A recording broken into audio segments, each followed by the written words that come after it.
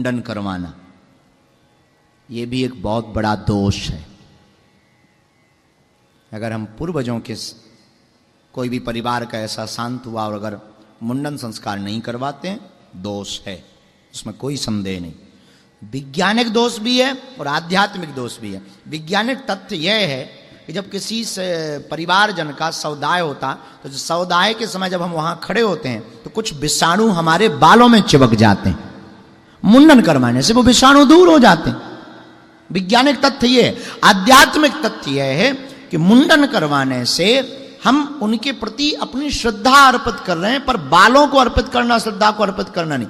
अपितु बालों को अर्पित करके हम ये बताना चाह रहे हैं कि हमारी आपके प्रति कितनी श्रद्धा है। शरीर का मुकुट है बाल, उसको भी हम आपके लिए परित्याग कर रहे हैं। एक ये भी पितृदोष का कारण। पितृदोष का पहला परिणाम तो है कि वंश में मानसिक विक्षिप्त बच्चे होने लगे, ऑटिज्म। और वर्तमान में हमारा पूरा रिसर्च जितना है हमारा खुद का, ऑटिज्म के शिकार बच्चे बहुत मिलते हैं, मानसिक विक्षिप्त लोग, बच्चे। उसके पीछे कारण है पितृदोष। दूसरा कारण वंश वृद्धि में रोक। आज हर 10 शादियों में से 3 शादियां बिना वैज्ञानिक पद्धति के संतति नहीं जन पा रही। IVF, सेरोगेसी, बहुत सी पद्धतियां आ गई, इनके बिना संतति नहीं हो रही। उसके पीछे दूसरा कारण, पहला कारण यही है, पितृदोष। तीसरा पितृदोष का, स्वप्न में पूर्वज दिखाई देना, खाने में बार बार बाल निकलना।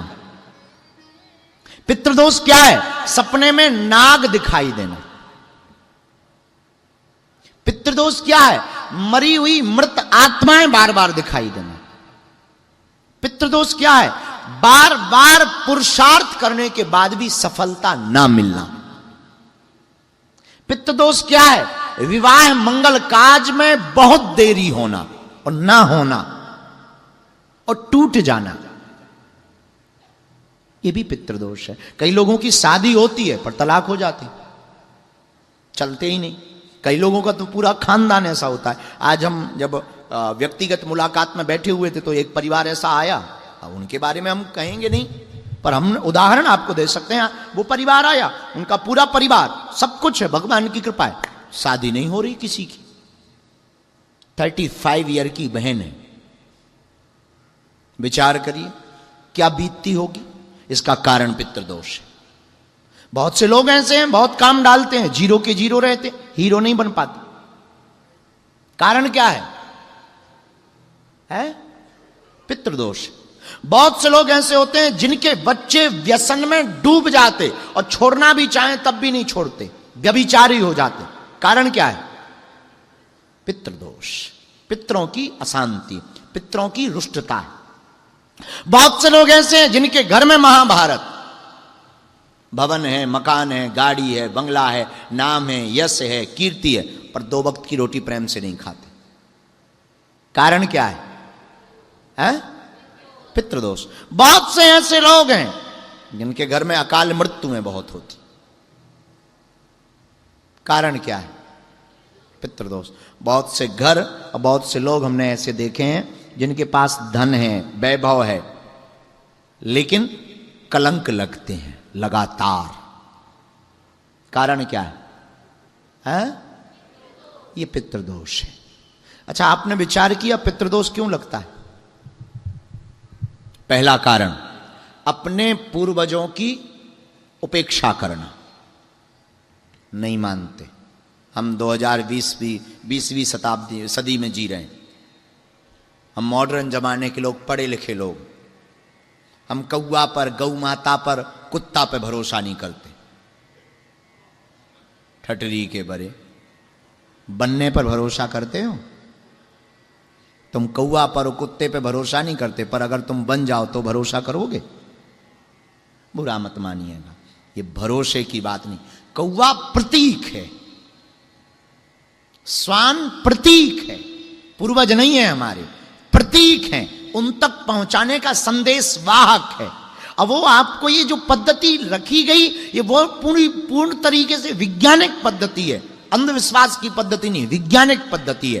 कौवा को ही भोजन क्यों कराया जाता? कौवा की एक आदत रहती है, वो हमेशा मिल बांट करके खाता है।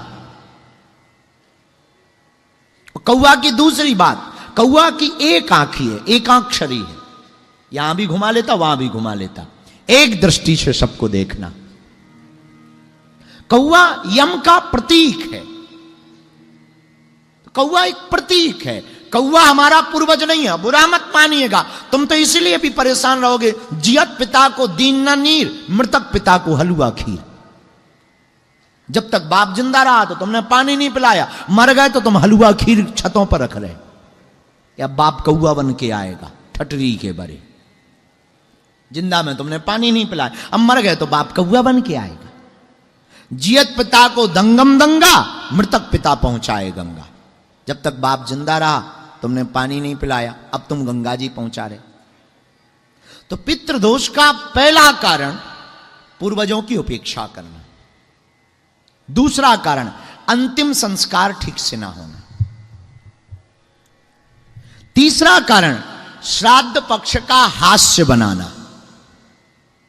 केवल हम सनातनी ऐसे हैं जो अपने ही चीजों का मजाक बनाते, और आपको ऐसी पोस्टें रोज मिलेंगी।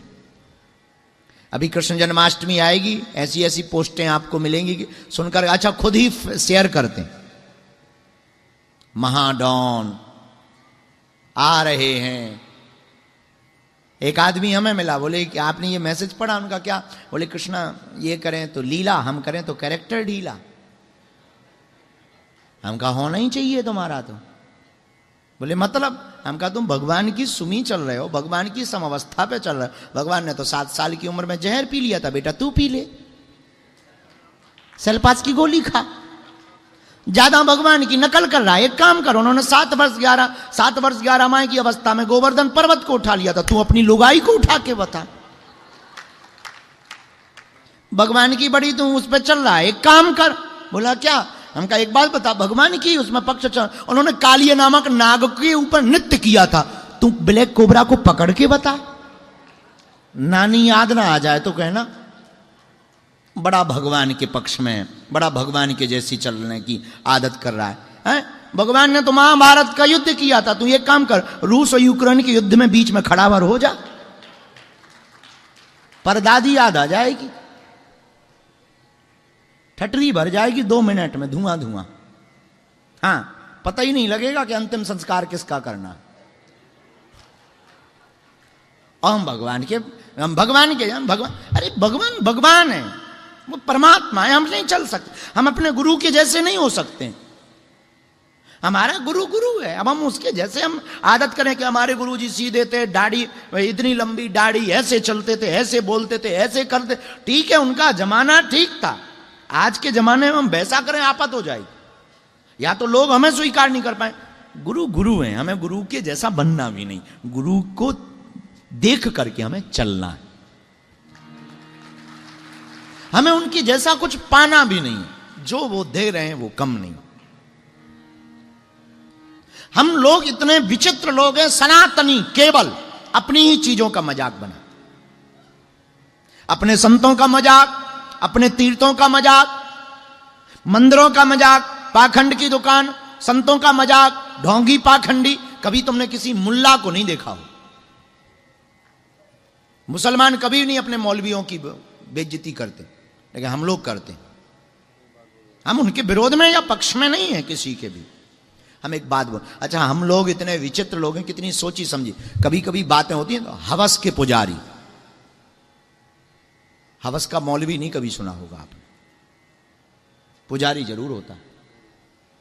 अच्छा मौलवी क्यों नहीं हो सकता है? नहीं हो सकता है। क्यों? क्योंकि हम लोगों के दिमाग में बहुत प्रायोजित तरीके से ब्रेन को ब्रॉस करने के लिए, हमारे दिमाग में कुतर्क भरने के लिए शब्दों को पहुंचाया गया और भरा जा रहा है।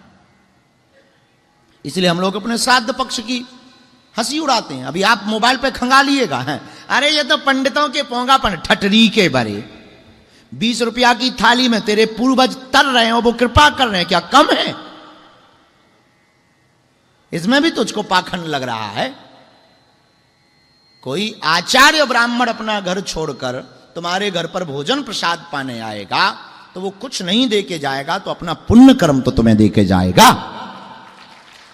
उस भोजन को पचाने के लिए भजन तो करेगा। और वैसे तो श्राद्ध पक्ष में अब आचार्यों का, अब किन आचार्यों पे हम किसी बात नहीं बोल सकते, पर हम एक बात बोलना चाह रहे हैं। हमने ऐसा अपने गुरु से सुना है, जो आचार्य श्राद्ध पक्ष का भोजन करता है, तेरहवीं करवाता है, खोड़सी करवाता है, वह आचार्य गायत्री का उपासक होना चाहिए। और एक संख्या निर्धारित है, हम उतना तय नहीं बता सकते, कल बता देंगे, पर आज हम कह सकते हैं कि शायद 11,000 कुछ गायत्री जब जो ब्राह्मण करेगा, वही ब्राह्मण श्राद्ध पक्ष के भोजन को पचा पाएगा। बताइए, ये तुम्हारे घर भोजन भी करने आए, 11,000 तुम्हारे लिए जो है गायत्री मंत्र भी पढ़ें और पोस्टों में बदनामी भी सहें, जय बजरंगबली की। बड़े मजेदार लोग, बुरा ना मानना, हम ब्राह्मणों के पक्ष में या विपक्ष में नहीं, हम जातिवाद के बिल्कुल भी पक्ष में नहीं हैं। हम सिर्फ हिंदुत्व के पक्ष में हैं। लेकिन हमारे पूर्वजों के जो संस्कार हैं